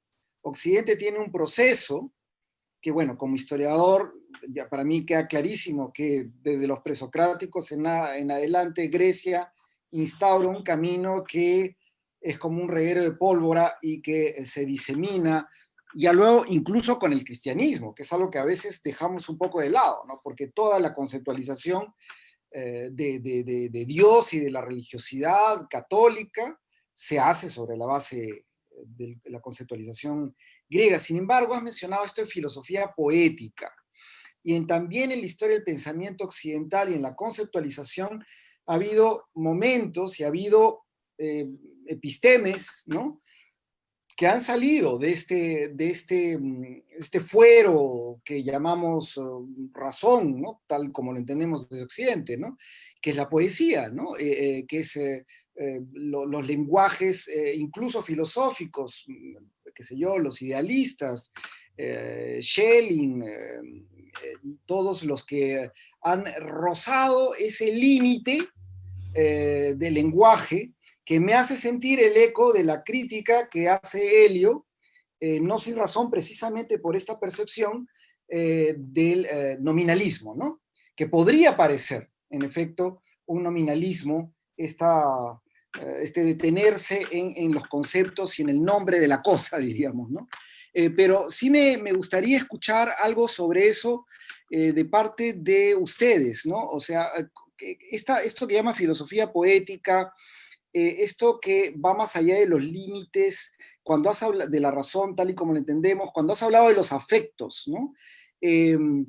Me ha parecido entender también en el trabajo de Pablo, cuando habló de esta palabra en quechua, ¿no?, que tenía esta tonalidad afectiva, y por lo poco que sé de la cultura andina, en donde el afecto forma parte del lenguaje. ¿Qué rol tiene esto que ahora incluso algunos teóricos del summa causae, ¿no?, de la vida buena, están trabajando, incluso el corazón, el corrazonar, dicen ellos, ¿no? Que algunos filósofos tradicionales, diríamos, estoy seguro que Pablo no se encuentra ahí, sino precisamente está hurgando allí el rol de estos afectos y las emociones, que también están siendo muy trabajadas desde el ámbito de su disciplina. ¿Qué lugar le ven a esta dimensión en el ámbito de las creencias, precisamente, ¿no?, en el ámbito del pensar, de percibir la realidad? Pablo, de repente tú nos puedes decir algo a partir de tu experiencia de investigación. Gracias. Bueno, sí. A ver, yo quisiera comenzar diciendo que yo soy un pluralista radical, lo que no es lo mismo que ser un relativista, no soy relativista. Entonces, ¿en qué sentido soy pluralista? En el sentido en que creo que hay distintos caminos para llegar al mismo punto, o incluso distintos caminos que tienen como objetivo llegar a puntos diferentes. Entonces, a mí me parece perfectamente válido el enfoque de Pedro de interesarse en una filosofía más poética. A mí me parece Heidegger un gran filósofo, ¿no? No es el tipo de filosofía que yo emplearía para el tipo de investigación que estamos haciendo ahora, pero me parece perfectamente válida, ¿no? Esa es una primera cosa. Una segunda cosa es que hay algo con lo que sí yo estaría en total desacuerdo, que es con la idea de hablar de distintas racionalidades, de una racionalidad andina, de una racionalidad occidental, de una racionalidad oriental. ¿Por qué? Por varias razones. La primera es porque eso conduce un regreso al infinito. Porque si hablamos de racionalidad andina, masónica, occidental, ¿por qué no una racionalidad de la costa norte, una racionalidad de la costa sur, una racionalidad femenina, una racionalidad masculina, una racionalidad adolescente, una racionalidad adulta? Y la razón de fondo es que, desde mi punto de vista, la racionalidad es simplemente la consistencia entre los estados mentales de las personas, las creencias, las emociones, los sentimientos y sus acciones, independientemente del contenido de esas creencias. Entonces, si hay por ejemplo, un Urarina que cree que la mejor manera de agradecer a la tierra es haciendo un pago a la tierra, es totalmente racional que lo haga, Lo irracional sería que no lo hiciera, dada esa creencia que tiene. Entonces, lo racional o irracional no es una creencia, no es una visión del mundo. Es importante, me parece, distinguir entre racionalidad y cosmovisión. Ahora, vamos de frente a la pregunta que hizo Juan. Es algo más o menos aceptado por la mayor parte de filósofos de la mente de hoy, y esto va en total coincidencia con los trabajos en neurociencias, que no se puede separar lo cognitivo de lo afectivo, no se puede separar lo cognitivo de lo emocional, ¿no? Es decir, así como nuestras emociones y nuestros afectos están estructurados cognitivamente, están estructurados sobre la base de creencias, o sea, de representaciones del mundo, las creencias casi siempre tienen una carga afectiva, una carga emocional. Entonces, comprender a la otra persona no es solamente entender sus razones, es entender también la carga afectiva que hay en estas razones. Pero el mismo fenómeno, por ejemplo, las emociones, puede ser visto desde distintos ángulos. Ahí aparece mi lado pluralista. Entonces, yo no tengo ningún inconveniente, por ejemplo, en estudiar las emociones desde un punto de vista evolucionista, es decir, ver cuál fue la función evolutiva que cumplían y que cumplen las emociones y por qué surgieron en los mamíferos. O sea, se puede estudiar eso y se ha estudiado, porque los mamíferos en general tienen emociones, no solo el Homo sapiens sapiens, los mamíferos tienen emociones. ¿Por qué? ¿Por qué los mamíferos y no los reptiles? Y eso se ha estudiado y hay una respuesta clásica, y es que la supervivencia del mamífero implica un attachment, un apego temprano muy importante entre la hembra y la cría. Sin ese apego entre la hembra y la cría no sobrevive.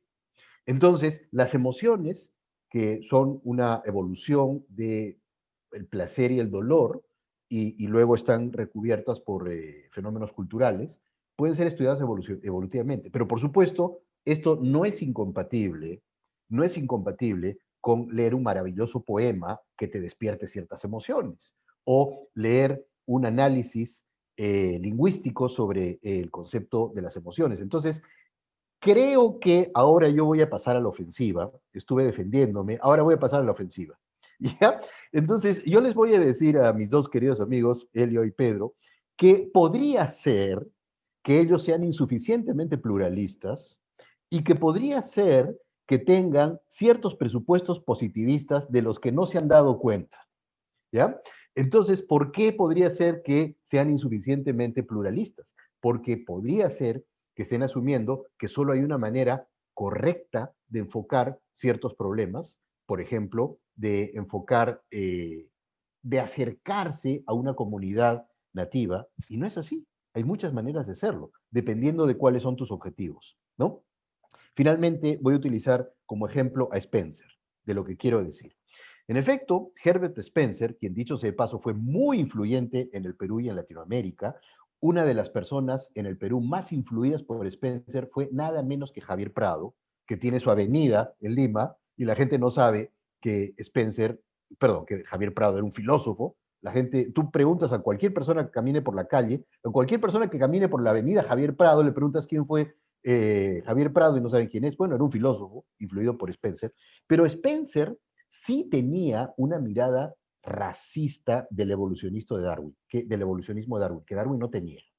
¿Ya? Darwin no era racista, eso se puede probar. Spencer sí. Y Spencer desarrolló esta teoría que se llama el social darwinism, darwinismo social, que tiene rasgos racistas. O sea, sostiene que hay culturas más evolucionadas que otras, justamente lo que Helio estaba objetando y que yo también objeto.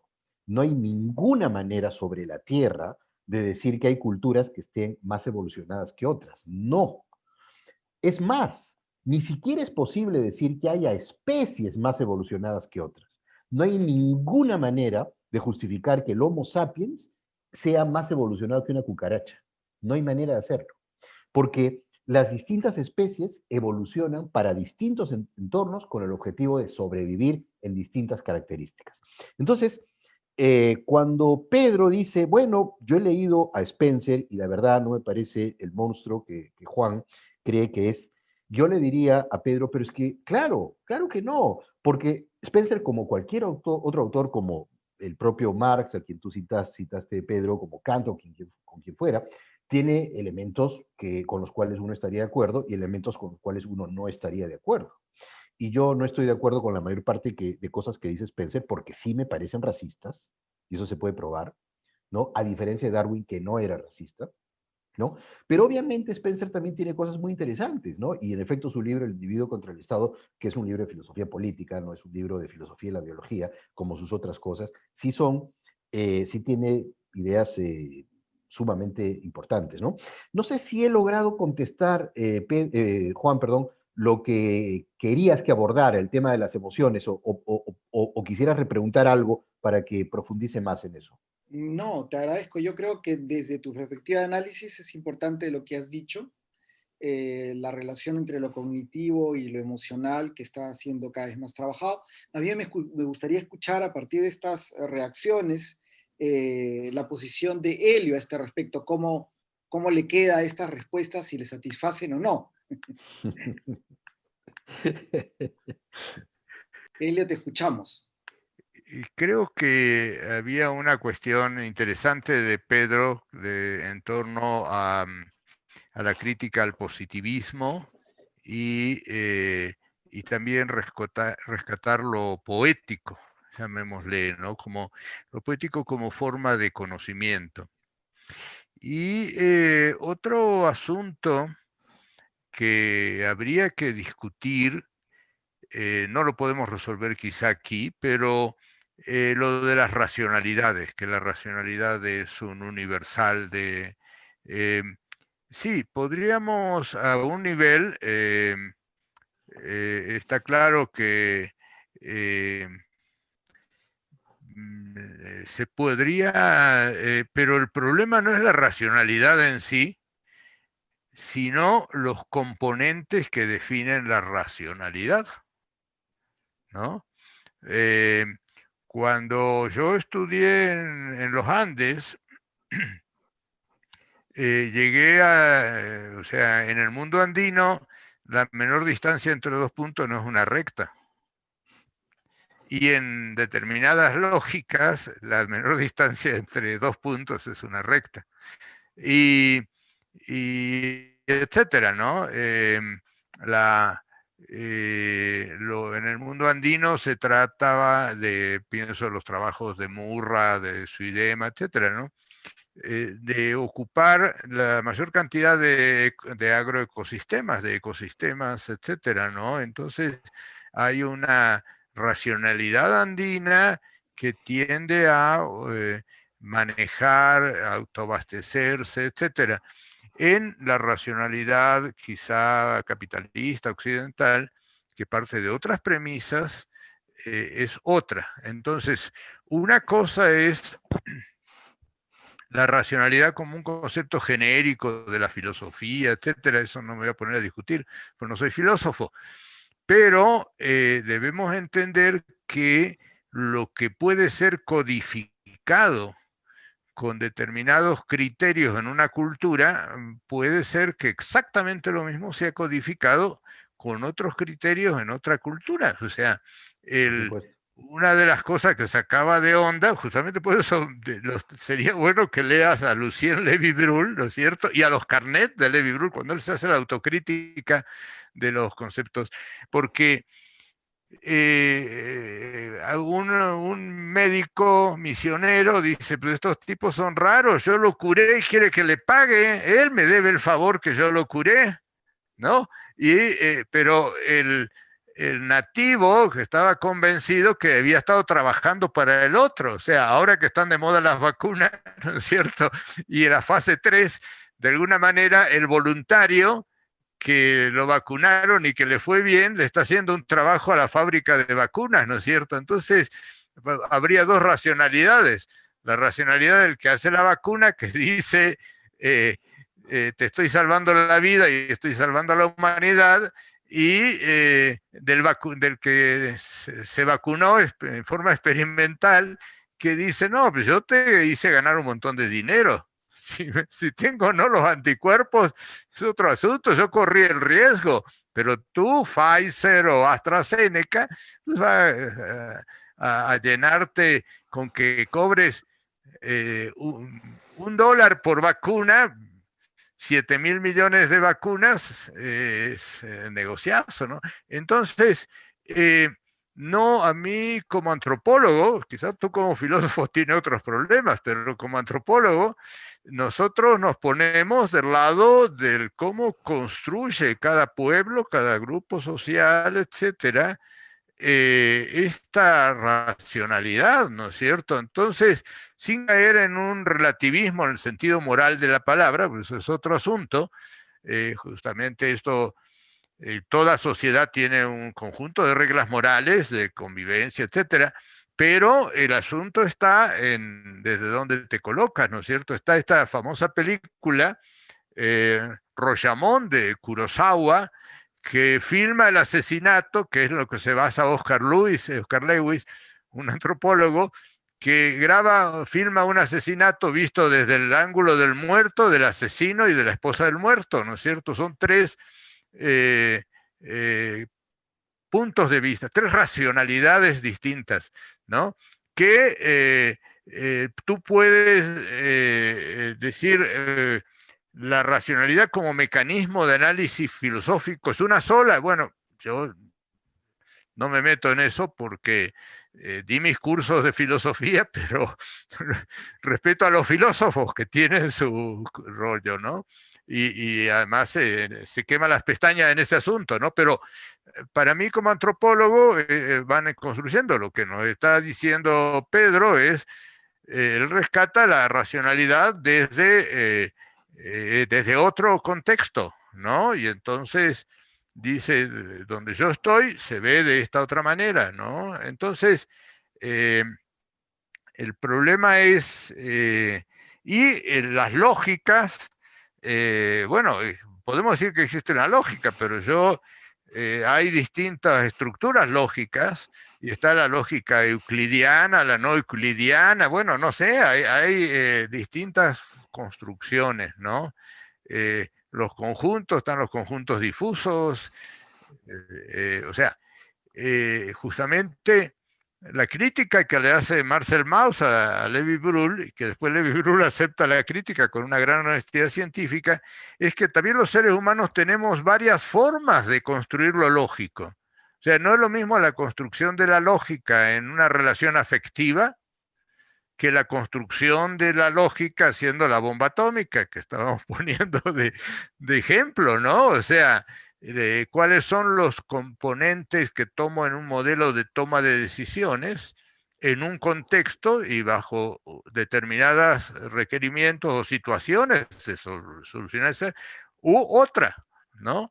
Entonces, este sería el problema, el tema. Entonces, lo que yo le veo como problema es que al absolutizar el lenguaje, que eso es lo que yo entendí de la exposición que nos hiciste el favor de compartirnos, que tú dices, el quechua no tiene estas categorías, por lo tanto, por lo tanto, ¿quién sabe? O sea, porque el problema es en términos lingüísticos, y ahí yo soy un admirador de Heráclito, ¿no es cierto?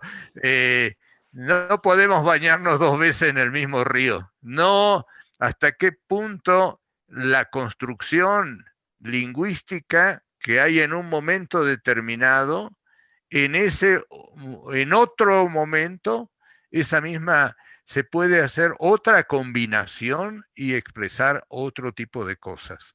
Este es el peligro de este tipo de razonamientos. El caso del cero matemático, que es una abstracción, lo siguen haciendo, lo hacen los europeos sin cambiar el lenguaje, pero antes no lo tenían, después lo construyen. No sé si me explico. El inglés mismo es una lengua aparentemente muy sencilla, pero es una lengua muy creativa. Los que hablamos castellano creamos innumerables sinónimos para decir lo mismo, ¿no? En cambio, estos otros crean un lenguaje en que construyen palabras, construyen giros, etcétera. Es otra estructura. Entonces, volviendo al asunto, pienso en los trabajos de Ferdinand de Saussure, ¿no es cierto? Saussure justamente nos coloca en que en realidad para Saussure no existe un vocabulario. Lo que existen son combinaciones sistemáticas de símbolos, de signos, que articulan entonces, o que nos sirven para articular juicios. Justamente esa es de alguna manera la estructura simbólica, ¿no? Entonces, ahí eso es lo que me hace ruido de lo que dice el colega. No es el fin del mundo, pero sí de eso se trata, ¿no es cierto? En un conversatorio intercambiar opiniones, críticas, señalamientos, etcétera. Entonces, el problema es, para decirlo en términos de Saussure, que tú estás haciendo énfasis en la historia de las palabras y los seres humanos no hacemos la historia de las palabras, podemos usar palabras, ¿no es cierto? O sea, articulados y correlacionados con otro y decimos una cosa distinta aunque usemos las mismas palabras, pero depende cómo las combinamos. Y por eso me parece muy interesante lo que dice Pedro de lo poético, pero lo poético no en el sentido de ir a recitar poemas ahí en el Puente de los Suspiros, ¿no es cierto? Sino de lo poético en torno a lo creativo, a la articulación de los conceptos de formas diferentes, ¿no? Muy bien, Elio, muchas gracias. Última intervención, Pedro, de tu parte, si quieres decir o agregar algo para concluir. Sí, decía que sí tenía algo que decir, ¿no? Porque yo no estoy todo el tiempo en la academia, y a veces uno se olvida lo que son estos debates, ¿no? La intensidad que se ponen las ideas en estos debates. Lo primero que tengo que decir es que sugerir, ¿no? Solo sugerir la posibilidad de que yo no sea pluralista o que yo sea positivista, no sé de dónde, es un despropósito, con todo el respeto del doctor Quintanilla, porque yo justamente lo que dije es que yo respeto mucho la racionalidad, la racionalidad de la que está partiendo su proyecto y no tengo nada que decir, simplemente es una cuestión de temperamentos.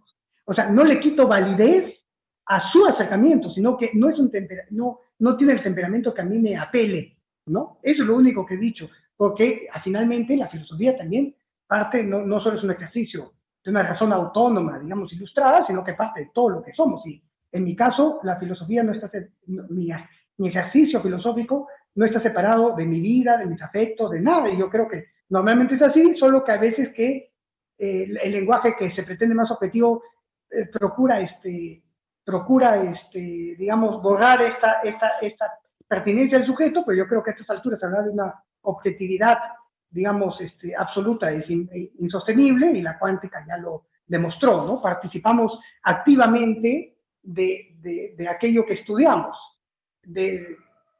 Entonces, yo acepto plenamente su trabajo, no tengo ninguna crítica más bien a su trabajo, simplemente no me apela a mí en lo más profundo de mi ser, porque yo manejo otro lenguaje. Y lo que sí me preocupa es cuando descarta la posibilidad de hablar de racionalidades. Y porque ahí sí yo voy mucho más con el doctor Masserrer, con el doctor Elio, porque, o sea, lo ha descartado un poco fácil, doctor Quintanilla, el hecho de las racionalidades, y es la base de mi trabajo, ¿no? Y ha dicho que hablar de eso no le tiene ningún sentido, y eso me preocupa un poco, ¿no? Yo creo que sí lo podría defender. Por ejemplo, la escuela de Frankfurt, Adorno, hablaba de la razón instrumental, ¿no? Existe la razón instrumental. Entonces da pie a pensar de que no existe una sola razón, porque si no, no hubiera sido necesario el adjetivo, ¿no? Entonces da pie a pensar que existen diferentes tipos de racionalidades. Lo que yo estoy hablando es de una racionalidad afectiva de los pueblos indígenas. Es decir, cuando se conoce al árbol, es muy curioso porque en el pensamiento de los pueblos indígenas, en las narraciones ancestrales, de todos los pueblos indígenas de la Amazonía, prácticamente de todos, y esto lo ha estudiado Eduardo Riveros de Castro en el perspectivismo, las narraciones son anti-darwinianas, ¿no? Son anti-evolucionistas, en el sentido que hablan que al principio de los tiempos, el sol, la luna, los animales, los seres humanos eran gente. Todos compartían la misma condición. Y debido a diferentes transgresiones, esa condición original, primaria, se perdió y cada uno pasó a ser lo que es. Sin embargo, en el fondo del ser de cada uno de estos, por ejemplo, en el fondo del ser del picaflor, él sigue manteniendo un sustrato humano. Entonces, cuando el médico sueña con el picaflor se aparece como un ser humano que le habla. Entonces, no es que los seres humanos fuimos animales que evolucionamos hacia la humanidad, sino que los animales perdieron la humanidad legítima debido a sus transgresiones. Hunicún en Shipibo significa el humano legítimo, ¿no? Entonces, y bueno, podríamos discutir ampliamente cuáles son las implicancias de decir Hunicún, quién es el Hunicún. A mi entender, la indigeneidad en tanto estado del espíritu, no en sentido político de los pueblos indígenas, ¿no? Sino en el estado del espíritu, ¿quién es el Hunicún? El Hunicún es aquel ser humano que sabe hablar con las plantas, que sabe que las plantas, que las montañas conservan un sustrato espiritual y sabe conversar con ellas y que no depreda de acuerdo a su codicia, sino que depreda medidamente porque sabe que hay que guardar ciertas relaciones equilibradas porque no tiene el derecho de abusar y de imponerse sobre los demás. Ese es el Hunicún. Entonces, yo sí creo que hay diferentes tipos de racionalidades. O sea, cuando yo digo el sueño es una herramienta válida para acceder al conocimiento, es una racionalidad totalmente distinta a la racionalidad, digamos, hegemónica en la modernidad ilustrada. Y sí me parece que es un debate interesante. Me gusta que el debate se haga con alturas. A veces que lamentablemente en el Perú la gente se toma todo personal y no se puede conversar, ¿no? Entonces, hablar con filósofos, con antropólogos es otra cosa, ¿no? Da un alivio, ¿no? De que las cosas no se tomen tan personales. Ahora, yo le recuerdo al doctor Maferrer que por lo menos mi acercamiento a la antropología va muy cercano al de Eduardo Viveiros de Castro, que es hacer pensamiento filosófico a partir de los materiales etnográficos. Entonces, también somos filósofos, ¿no? También hacemos filosofía, solo que no siempre en base... Bueno, yo no soy antropólogo, ¿no? Lo digo como estudios desde los estudios culturales, solo que no lo hacemos solo en base a un corpus ya establecido canónico, sino que también lo hacemos en base a prácticas, a dinámicas, y creo que esa es la riqueza del pensamiento filosófico de la antropología, que lo he visto totalmente presente en lo que usted ha hablado. Y sí, yo enfatizo lo que ha dicho el profesor Maferrer, cuando yo hablo de pensamiento poético, no estoy hablando de leer un poema o de analizar un poema desde la filosofía. Estoy hablando de lo poético como epistemológicamente válido para acceder a ciertas dimensiones de la realidad que no se pueden acceder con otras epistemes. Entonces te recuerdo, Juan, que cuando tú dices Platón abrió toda una línea de pensamiento que seguimos hasta ahora, que el pseudo Dionisio no leyó a Platón como lo han leído después. Los sufís, digamos, Ibn Arabi, no leyó a Platón. Por eso yo insisto tanto en que lo occidental no es un bloque. Por ejemplo, el Zohar, ¿no? El Zohar de la Cábala judía, eso es occidental, eso es hispánico, ¿no? Eso es hispánico, eso está en el fondo de nosotros, de por lo menos yo que soy descendiente de mediterráneos, eso está en el fondo de mi tradición cultural. Y el Zohar habla del pensamiento del corazón. Y tanto es así que en el Zohar se habla de la Shejina, que es una manifestación femenina de Dios.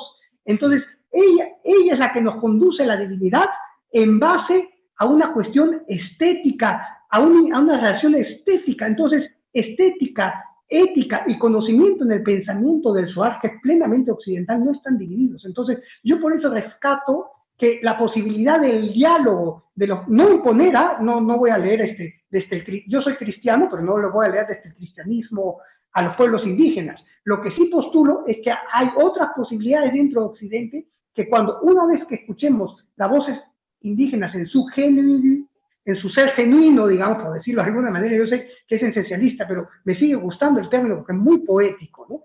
Cuando escuchamos, ahí se puede hacer el diálogo, pero no tanto con el positivismo, y no estoy diciéndole, por favor, en ningún momento he sugerido que el doctor Quintanilla haga positivista, yo no lo he dicho, ¿eh? Eso no ha salido de mi boca por ningún momento. Entonces, digamos que hay otras tradiciones occidentales que a la hora que hagamos el diálogo nos pueden ser más fructíferas. Ahora, yo defiendo mi acercamiento porque mi interés principal en los pueblos indígenas no es tanto lo político, o sea, yo me he metido en algunos temas políticos de los pueblos indígenas nada más porque vivo en una comunidad y participo en la asamblea y tengo que hablar en la asamblea y a veces las autoridades me parece mal lo que hacen y la discuto a las autoridades, o también porque mi comunidad es parte del lote 200, un lote petrolero, entonces me he tenido que meter en esos asuntos engorrosos de la política que no son tan afines a mi espíritu. A mí lo que me interesa es lo de la medicina y el conocimiento y el saber tradicional, y ahí sí creo que para hablar de esos conocimientos sí dificulta las metodologías eurocéntricas. Muy bien. Y sí, Pedro, te tengo que cortar porque ya estamos en el límite del hasta tiempo. las propias epistemes indígenas. Ya, eso es. Gracias. Gracias, Pedro.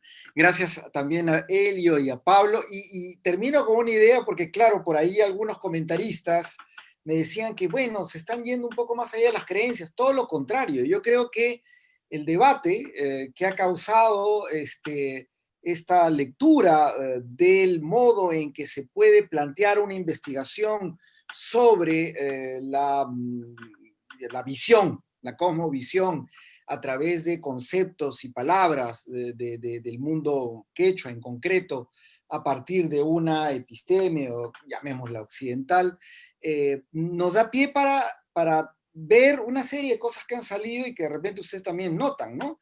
De hecho, la filosofía con esta, voy a poner también entre comillas, pretensión universalista, que es inherente a la filosofía. Y en ese sentido comprendo a Pablo cuando él dice que le hace ruido que se hable de racionalidad de tal, porque al final nunca y hay miles de racionalidades, entonces, pero es la pregunta del filósofo sobre, en el fondo, la razón como un universal, y desde el punto de vista del análisis o estudio científico evolucionista, vuelvo a eso porque yo creo que es importante para tenerlo en cuenta. ¿Existirían condiciones hoy en día en la ciencia contemporánea para pensar que hay una composición física, biológica, que haría tener, y eso si he entendido bien a Pablo, una racionalidad, que es universal, que todos la tienen como una estructura básica? Sobre esa estructura básica, y ahí yo creo que es un problema del lenguaje finalmente, tendríamos probablemente multitudes de creencias. La creencia amazónica, la creencia Ising. Si nosotros estamos pensando que creencia es menos que racionalidad, ahí tenemos otro problema a resolver. Pero yo me atrevería a terminar este debate que yo creo que tiene que continuar, y en todo caso nos dan ustedes muchísimo material para nuestro laboratorio, porque todas estas ideas las vamos a llevar al laboratorio y las vamos a discutir, y me tomaré la libertad de con mucho gusto invitarlos a ustedes a alguna de las sesiones. Muy bien, el tiempo nos ha ganado, realmente les agradezco, creo que ha sido muy fecunda, muy interesante, han salido muchas cosas a la superficie que creo que nos va a dar tiempo a todos nosotros de poder pensarlas. Les agradezco una vez más su presencia y a todos los asistentes, y los seguimos esperando en esta semana de investigación, y a ustedes, Pablo, Elio y Pedro, un afectuoso abrazo y cariño de parte nuestra. Hasta la próxima. Muchas gracias. Gracias también. Muchas gracias.